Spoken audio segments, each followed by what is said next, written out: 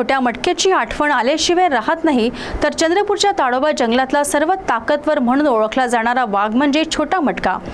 आली झंझा निमडेला परिसरात त्याचे वर्चस्व होते, त्याच्यासमोर इतर कोणतेही वाघ तग धरत नसत। काल समाज माध्यमावर एका वाघिणीने 3 बछड्यांना जन्म दिल्याचा व्हिडिओ समाज माध्यमावर प्रचंड व्हायरल होत होता।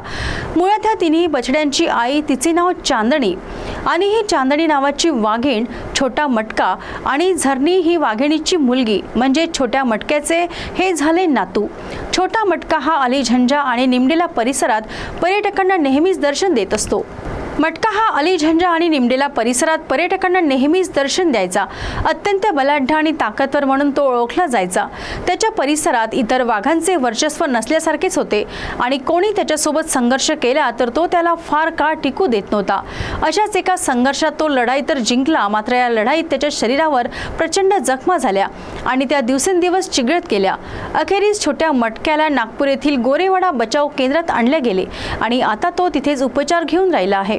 या सर्व घटनाक्रमाला एक भावनिक किनार अशी लाभली आहे की आजोबाला नातू झाले हे आजोबालाच माहित नाही।